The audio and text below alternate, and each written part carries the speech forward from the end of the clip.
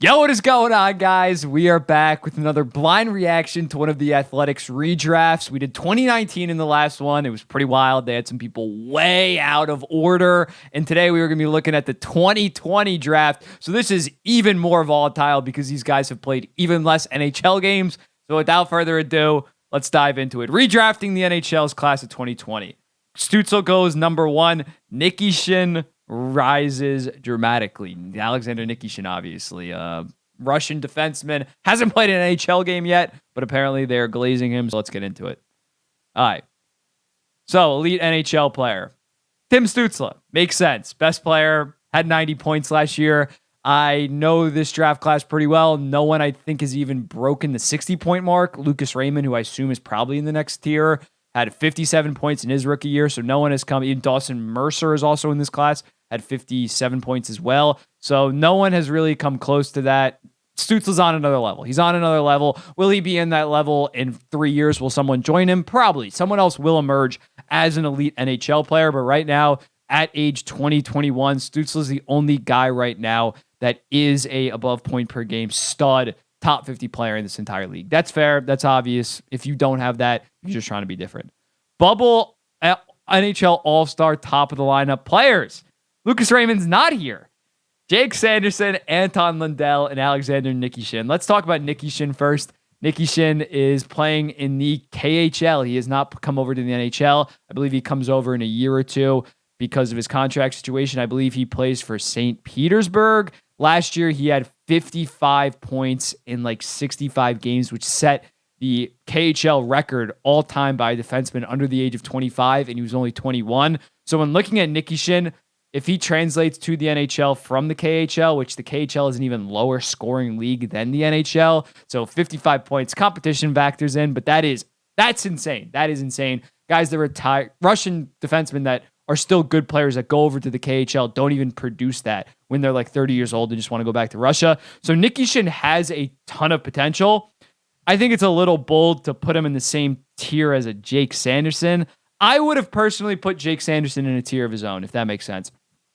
Jake Sanderson obviously had a very good rookie year with 32 points. This year, it seems like he's taken another step. This was posted October 18th, so some of Jake Sanderson, he had played at that point and played very good in the opening couple games. So I personally would have had Jake Sanderson in a tier of his own. I think this year, he's going to be a legit 45 to 50 point, very good offensively as well as being locked down defensively. I think Jake Sanderson should be in a tier of his own. Definitely not on Stutz's level yet. He hasn't proved it. But he's already a top 50 defenseman for me, a legit top pairing guy, maybe even a legit number 1 on a low-end team. So when looking at Jake Sanderson, I think it's unfair to, and borderline disrespectful, to throw him in the same tier as a Nikishin that hasn't played a single NHL game, or a Lundell who had a fantastic rookie year last year, learning that new Paul Maurice system. I think he's going to be better this year, but he did kind of take a step back last year in terms of production. He was playing that third-line center role.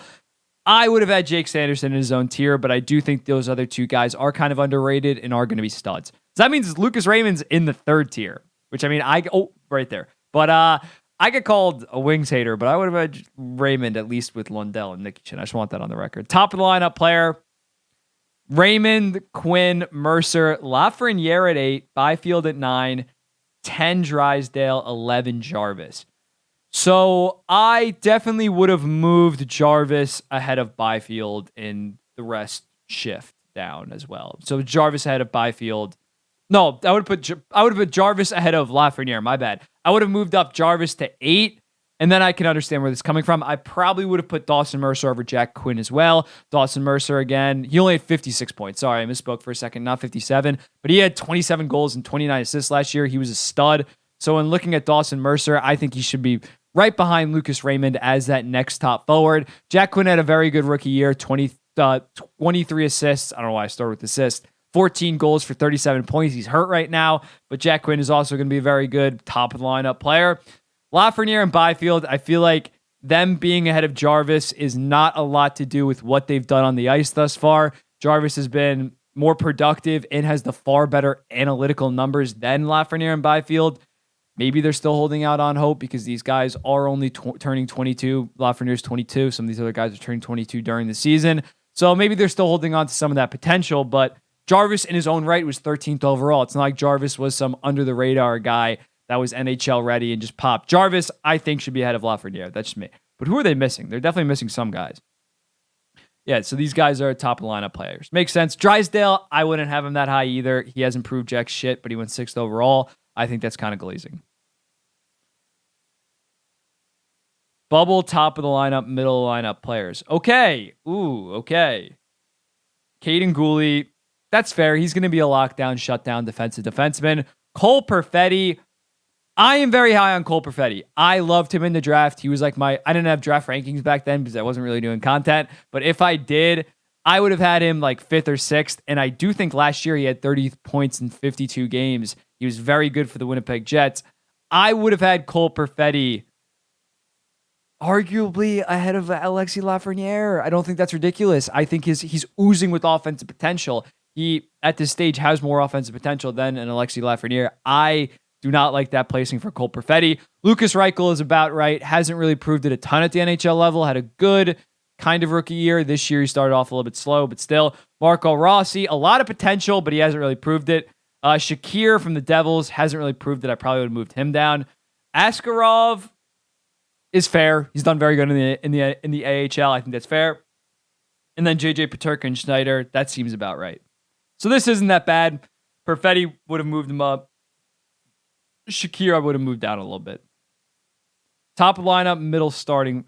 Ridley Gregg, this is first guy I noticed. Ridley Gregg, he's killing it right now for the Ottawa Senators. He has, I believe, 4 or 5 points in 6 games thus far. He's been very good. He was at the top 3 of my Calder leaderboard, which doesn't really matter because we're only 2 weeks into the season. But that's definitely some hindsight. But this list was made a week ago, so he did already debut. Ridley Gregg would be a couple spots up, in my opinion. At this stage, he already looks like a decent, very good third liner, low end second liner. I would have moved Ridley Gregg ahead of a Dylan Holloway for sure. Brock Faber's too low, in my opinion. Brock Faber, they should have known this because he was very good in the playoffs for the Minnesota Wild, playing a decent role. And in the first couple games, he has filled in very well for an injured Jared Spurgeon. I would have moved Faber and Gregg. Definitely, I would have moved them like here probably to the Shakir. You can't see my mouse, but probably ahead of Shakir. I would have done that. Evangelista that low, Jesus Christ! I would have moved Evangelista probably ahead of Caden Gooley. That is ridiculous. Evangelista had a very good showing. He had 15 points in 24 games last year. This year, he's already playing like 16, 17 minutes a night and is already racking up a decent amount of points. Evangelista already is a good second liner, in my opinion. I think that is very much sleeping on Evangelista, mainly because he was a second-round pick and not that high of a pick. Holtz, okay, fine. Kind of bust at this stage, but he can... Oh, Devin Levi! They don't like goalies in this, which I understand because we saw in the last one, Dustin Wolf, despite being AHL goalie of the year, back-to-back years, AHL MVP, they had him like 29th as well. So when looking at Devin Levi, yes, he has not really proved anything, but below guys like Wyatt Kaiser, Tyler Klevin, Yegor Shinnikov, Will Cole, I don't know about watch that, but that's ridiculous. Devin Levi that low. Again, I think the hype was too much in terms of him walking into the NHL and being a legit starter, being a Vezina finalist. That was ridiculous. But Devin Levi, I think we can all agree, he's going to be an average to good starter in his career, and I would take that over these like probably bottom pair, maybe second pair, third line type guys. I am 1,000% taking a chance on Devin Levi in a redraft over those guys. I maybe wouldn't have him ahead of a Caden Gooley, ahead of a Ridley Gregg, ahead of who else was here? Ahead of Lucas Reichel, Cole Perfetti. I understand that because goalies are very risky, but that is crazy. Devin Levi that low is crazy. Projected to play NHL games. Let's see this. I'm not really noticing a ton of these guys in terms of studs or sleepers. Okay, these guys are young, man. This might be all. I don't really know. Lucas Cormier, I think, can be something. Mason Leray is solid. Whoops.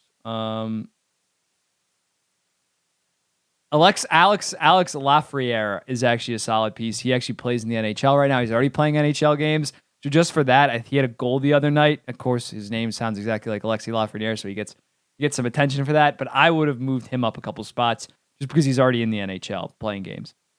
And then has a chance to play NHL games. I am not going to have too much. Alex Jeffries, I'm obviously biased on. He plays for Merrimack, Islanders prospect. But yeah. Luke Prokop, that's the one gay player. I don't know why I pointed that out, but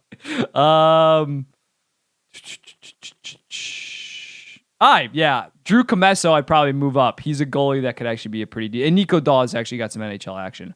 But yeah, this was a weird redraft just because these guys are so goddamn young. In terms of guys I'd move up, Evangelista, Levi, Neighbors I'd probably move up now that I'm looking at it. Faber, definitely. Ridley Gregg. I think they're a little bit too high on Shakir. Perfetti should be a couple spots up. Askarov, if Levi is that hot. Yeah, I get Askarov was a better prospect, but Askarov hasn't really shown that much better than Levi. I understand having Askarov ahead of Levi, but not 22 spots. And then obviously up here, I think Jarvis is underrated. Drysdale should be moved down. Lafreniere is too high. Raymond is a couple spots too low. Jake Sanderson, I'd have him in his own tier. And Stutz is obviously number one. So this one, I'd give it like a B, just because this is like so much harder compared to the 2019, because those guys have another NHL season under